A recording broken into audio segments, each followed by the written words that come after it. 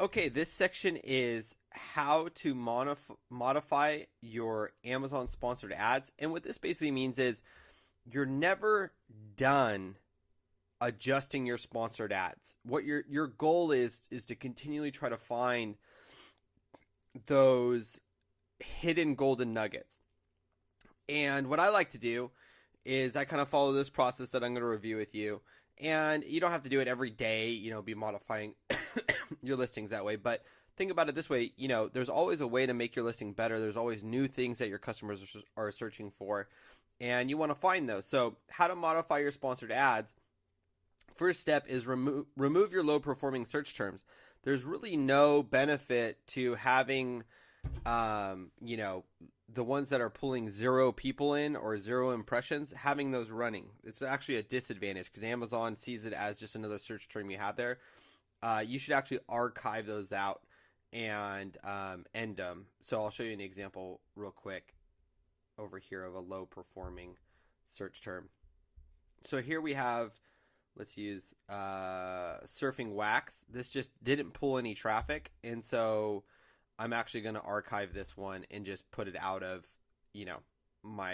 my search terms here because it just isn't important. I do the same for warm surf wax, best surf wax, and then all I have left then at that point are the ones that are actually, pulling some traffic.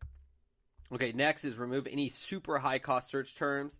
So let's review that. I don't really have a lot of super high cost ones. Like I said, the ones that I'd really consider really, really high are like $1.50 and above. Some of them are getting close, but these are also very valid search terms.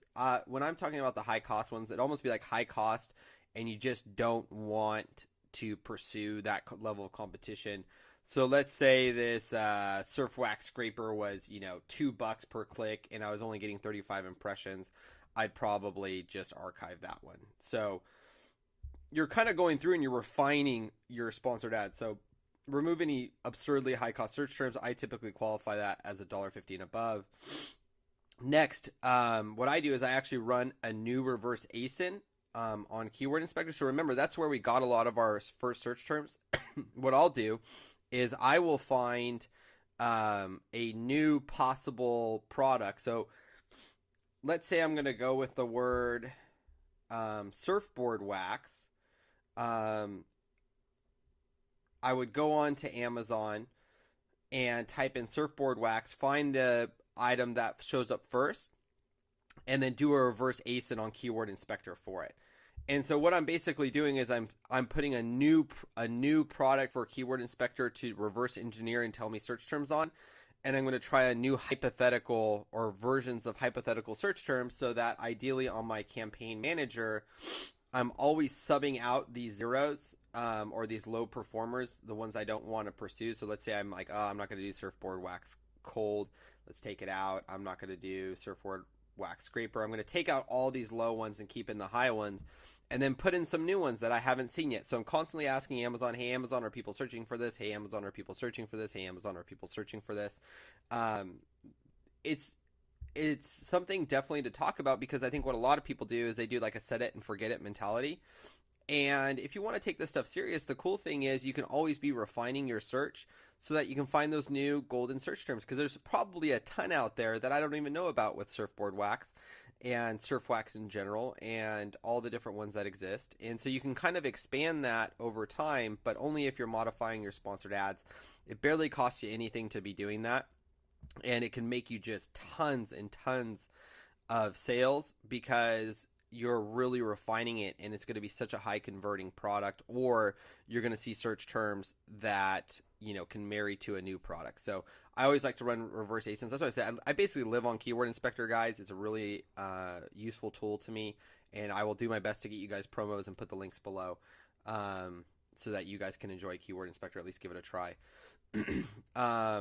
And like I said, next is I input the new round of search terms. Again, all you're doing is you're asking Amazon, hey, Amazon, are people searching for this? Amazon will then give you information back and tell you, yes, no, people are searching for it through impressions and clicks. And from there, you're just lowering your guessing. No more guessing. Everything is just becoming so transparent that Amazon's saying, look, people are looking for this. They're doing this many clicks on it. You're going to pay this much. This is the level of competition. So you're just constantly refining your search term process so that, you know, when you walk into a store and you're going to create a unique bundle or test out a possible private label opportunity or look at a closeout buy, you're going to see it from a search term perspective. You're not going to see it from, oh, well, what's the sales rank? What's this? What's that? You're actually going to see it like, oh, yeah, I know that search term I can tie that to. It's a really good performing search term. It gets high conversion. It has a low CPC. That's actually how I see products. I actually rarely look at the sales rank now because I like to create unique opportunities, unique bundles. And I'll look at it and go, okay, yeah, I know those exact search terms I want to tie that to. I know the cost. I know the level of competition. It's high, low, medium. I know that on average, you know, 1,000 people search for it per day, 100 people search for it per day, 10 people search for it per day. And I can actually derive, you know, the forecasted annual sales because, you know, I'll go, okay, I'll buy 2,000 of those because in a year I know I'll sell 2,000 based off of that data. So again, the data becomes extremely important. That's why you want to constantly modify so that you're getting concrete data. If you just get a couple search terms, that's great, but you know, there's so much more you can do with it, and it doesn't just benefit that product, it benefits future products for you too. So that's how important modifying your sponsored ads are. Just a quick review. Remove your low performing search terms. Those are the ones that are getting 0 impressions or very, very low impression amounts. I typically don't like to keep those in there because it does fill up spots. And Amazon does not generally run, you know, if you have 100 search terms in there, it won't run all 100 of your search terms. It'll run anywhere from 5 to 10, sometimes up to 20. And so I'd like to take those low ones out, put the new ones in. And next is I remove super high cost search terms that I'm just not interested in even pursuing because it's too much money, too much competition, and I don't think I could even, you know, compete. And so I'll remove those. Next is I run a new reverse ASIN search on Keyword Inspector on a new product that's very similar to the one that I now have. So like I said, if I'm going to pursue surfboard wax, I'm actually going to type in surfboard wax into Amazon and then do a reverse ASIN based off of the top result on there because that one's more geared towards surfboard wax. And I can find some maybe more niche surfboard wax type of search terms that revolve around. Again, I'll do my best, guys, to get you guys a special deal on Keyword Inspector. And then I input the new round of search terms. That is it for modifying your guys' sponsored ads. I hope that's valuable. I hope you take it seriously, and I hope you guys continuously modify your sponsored ads.